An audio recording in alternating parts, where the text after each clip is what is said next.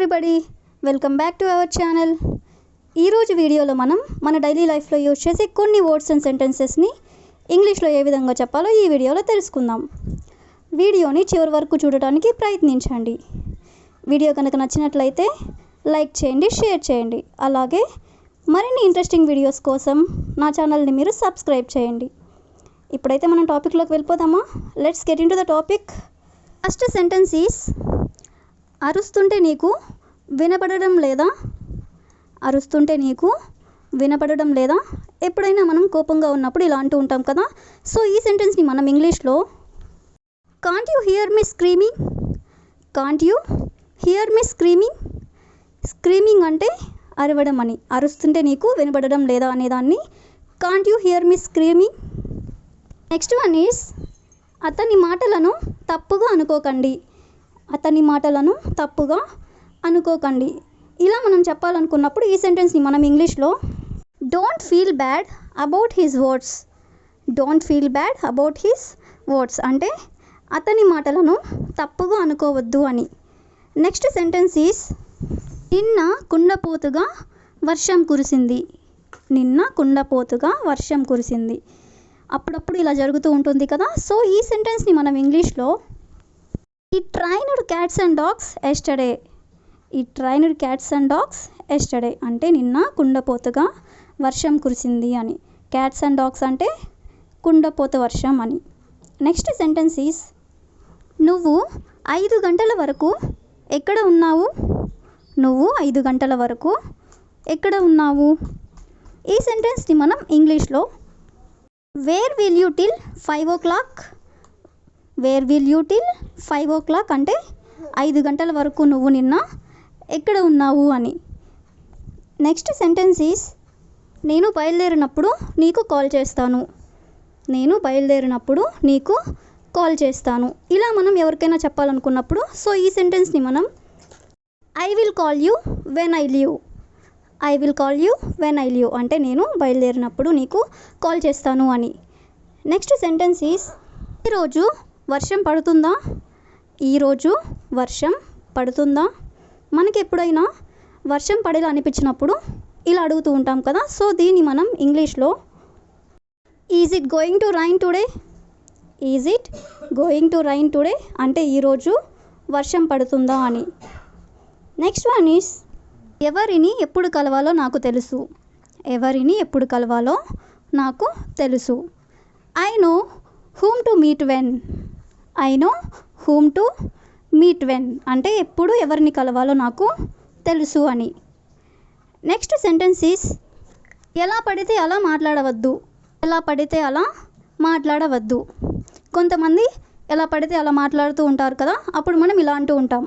So ఈ సెంటెన్స్ని మనం ఇంగ్లీష్లో don't talk as and have you want, don't talk as and have you want అంటే ఎలా పడితే అలా మాట్లాడవద్దు అని. నెక్స్ట్ సెంటెన్స్ ఈస్, నా దగ్గర తగినంత డబ్బు ఉంటే ప్రపంచాన్ని చుట్టి వచ్చేవాడిని, నా దగ్గర తగినంత డబ్బు ఉంటే ప్రపంచాన్ని చుట్టి వచ్చేవాడిని.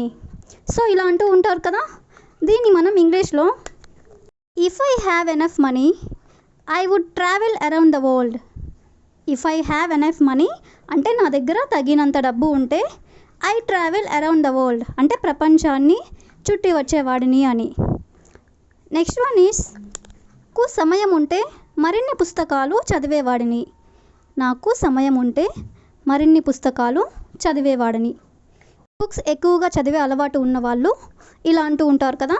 సో ఈ సెంటెన్స్ని ఇంగ్లీష్లో if I had time I would have read more books, if I had time I would have read more books అంటే నాకు సమయం ఉంటే నేను ఎక్కువ బుక్స్ చదివేవాడిని అని. అనీస్, అతను నిన్న మీకు ఫోన్ చేశాడా? అతను నిన్న మీకు ఫోన్ చేశాడా? సో ఈ సెంటెన్స్ని మనం ఇంగ్లీష్లో did he call you yesterday, did he call you yesterday అంటే అతను మీకు నిన్న ఫోన్ చేశాడా అని.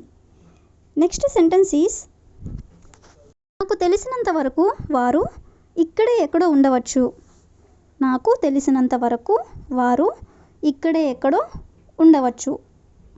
ఎవరినైనా మనం వెతుకుతున్నప్పుడు ఇలా అంటూ ఉంటాం కదా. సో ఈ సెంటెన్స్ని ఇంగ్లీష్లో far as I know they might be here somewhere.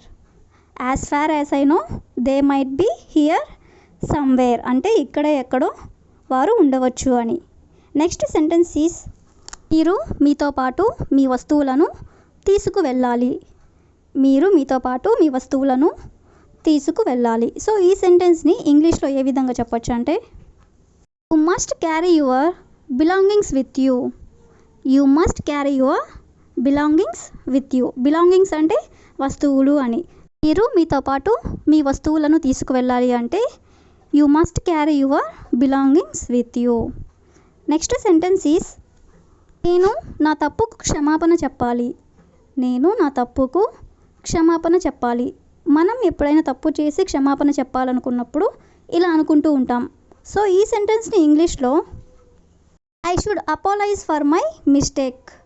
I should apologise for my mistake అంటే నా తప్పుకు నేను క్షమాపణ చెప్పాలి అని. నెక్స్ట్ వన్ ఈస్ నేను నా పని సమయానికి పూర్తి చేయాలి. నేను నా పని సమయానికి పూర్తి చేయాలి. I should finish my work on time. I should finish my work on time అంటే నా పని సమయానికి నేను పూర్తి చేయాలి అని. నెక్స్ట్ సెంటెన్స్ ఈస్ తెలియకుండా సర్ప్రైజ్ చేద్దాం అనుకున్నాను. తెలియకుండా సర్ప్రైజ్ చేద్దాం అనుకున్నాను. కొంతమంది సర్ప్రైజెస్ ప్లాన్స్ చేస్తూ ఉంటారు కదా. సో ఈ సెంటెన్స్ని ఇంగ్లీష్లో I wanted to surprise you without you knowing. I wanted to surprise you without you knowing అంటే తెలియకుండా సర్ప్రైజ్ చేద్దాం అనుకున్నాను అని. నెక్స్ట్ సెంటెన్స్ ఈస్ నువ్వు ఎంతకాలం భయపడతావు. నువ్వు ఎంతకాలం భయపడతావు. కొంతమంది ప్రతిదానికి భయపడుతూ ఉంటారు కదా, వాళ్ళని మనం ఇలా అడుగుతూ ఉంటాం. సో ఈ సెంటెన్స్ని మనం ఇంగ్లీష్లో how long will you be afraid. How long will you be afraid అంటే నువ్వు ఎంతకాలం ఇలా భయపడుతూ ఉంటావు అని. వన్ ఈస్ పడుకునే ముందు ఫోన్ చూడకు. పడుకునే ముందు ఫోన్ చూడకు. చాలామందికి పడుకునే ముందు ఫోన్ చూసే అలవాటు ఉంటూనే ఉంటుంది కదా. సో ఈ సెంటెన్స్ని ఇంగ్లీష్లో don't look at your phone before you going to bed. Don't look at your phone before you going to bed అంటే పడుకునే ముందు ఫోన్ చూడకు అని. That's all for today. I will ask you a question for you. అతను కాసేపటి క్రితం మాట్లాడే వెళ్ళాడు. అతను కాసేపటి క్రితం మాట్లాడే వెళ్ళాడు. If you know this one in English, please comment in the comment section. Thank you for watching.